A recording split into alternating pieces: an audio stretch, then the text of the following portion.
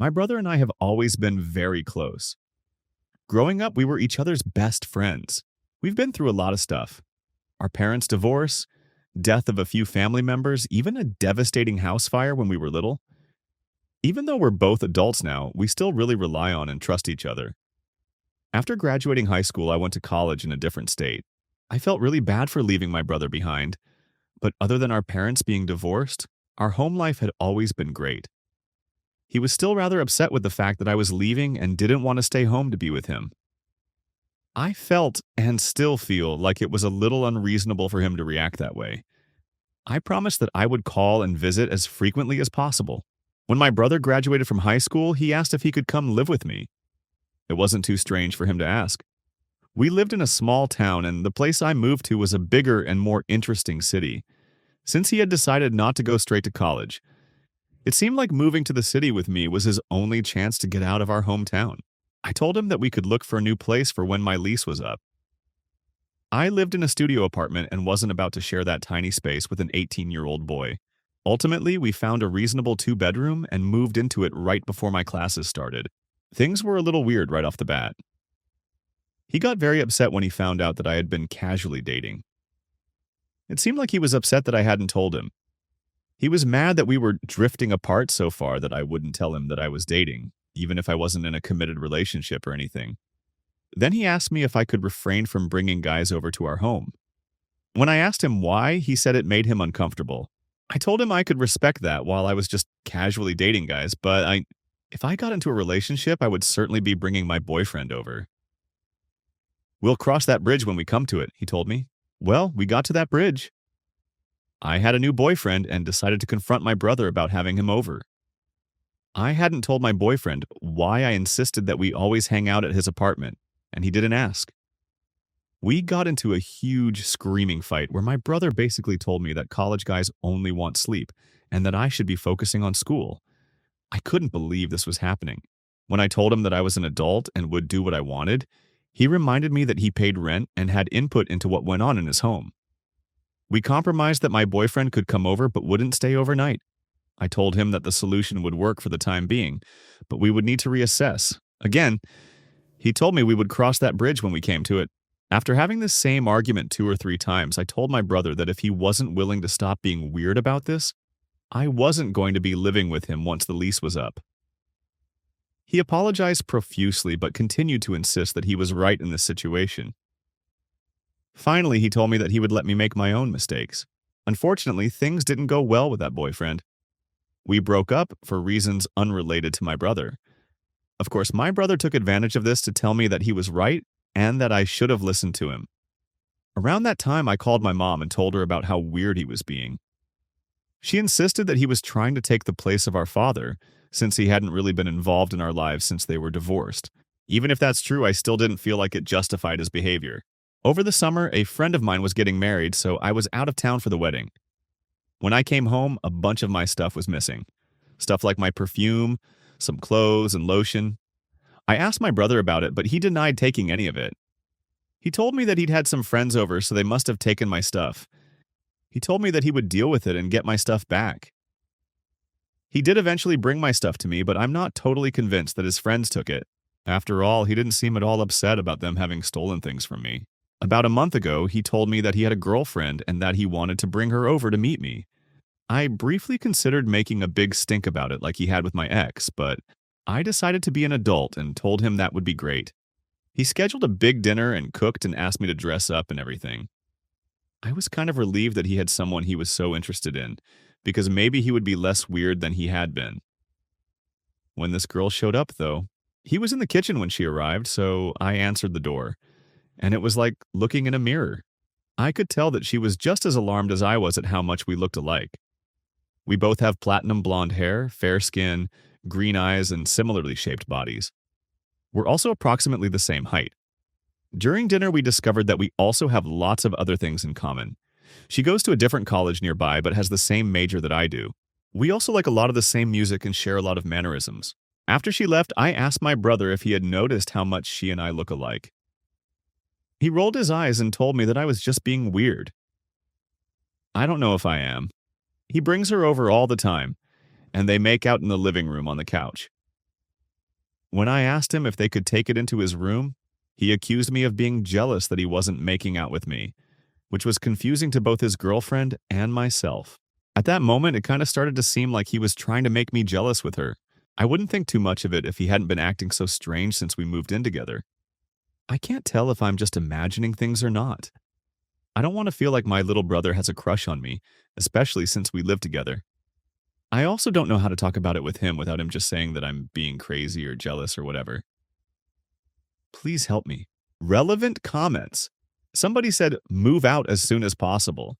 Also try to get him into counseling. He obviously has an unhealthy obsession with you, but it doesn't sound like he's very approachable about it. Do you have a lock for your door? You should lock your door when you're out so he can't get in and take your things. He is completely inappropriate. Original poster replied, I do have a lock for my door. It never occurred to me before that I should have to lock with when I left the apartment. This sucks. Someone said, you should probably also lock it while you're asleep. I don't want to jump to your brother might wake you up one night trying to climb into your bed. But my first thought when you said he took your stuff was that he either used it for wanking or made his girlfriend wear your clothes while they banged.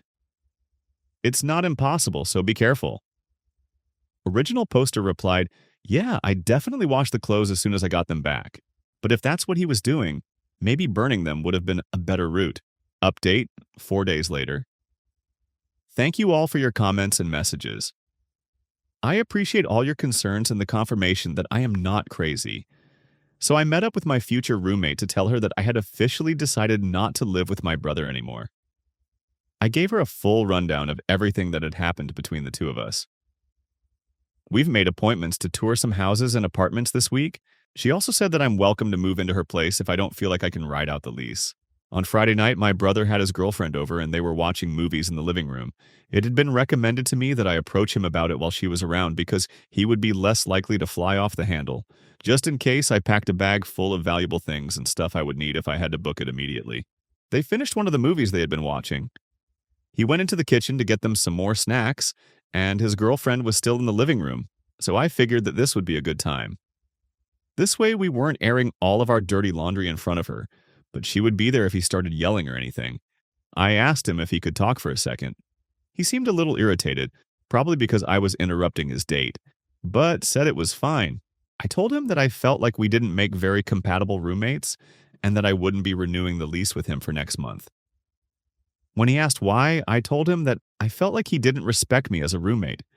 I wanted to live somewhere with a person who would let me make the calls on who was or wasn't allowed to be in my house. I wanted to live with someone who gave a crap if their friends were stealing from me. He told me that he respected me more than anyone else I could live with. He said that it's because he respects me so much that he gave me a hard time about the boyfriend thing. I said that if he really respected me, he would give me the room to decide if a boyfriend was good for me or not. Around that time, he started getting louder and angrier, so his girlfriend came in to check and see if things were cool. He told her that things were fine and that she should probably go. I panicked and tried to play it off a little. I said stuff like, "Oh no, don't let me ruin your evening. Please stay. I'm about to leave." He kept telling her to go before finally I was begging her to please stay. He could tell that I was kind of scared and started laughing at me. He asked if I was afraid of him and told me that I was being ridiculous. He asked his girlfriend if she thought there was any good reason for me to be afraid of him. She seemed really worried or confused and told him he was being weird. He explained that I had just told him that I was bailing on him as a roommate and that I was being a horrible cunt about things that weren't a big deal. He asked his girlfriend to leave again, and she did. Once she was gone, he told me that I was just pissed that he wasn't going to let me be a huge slut like I wanted to be. He told me that someday I would meet the perfect guy for me, but he wouldn't want to date me because I would have had intimacy with so many guys and nobody worthwhile wants to marry a skank. He said that he was trying to help me so that I wouldn't wind up in that situation. I told him that I was going to leave and that we could talk again whenever he was ready to talk without saying horrible things to me, but that I was going to be giving our landlord notice by Monday. I went into my room and got my bag. I locked my door behind me and headed to the door. When I was almost to the front door, he appeared almost right behind me and said my name.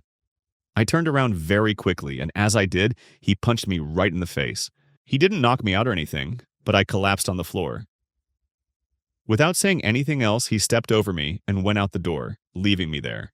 I iced my eye for a while, which is now pretty swollen and purple, before I grabbed my bag and left. I called my mom and talked on the phone with her while I walked to my car so that if he approached me, she would hear what happened.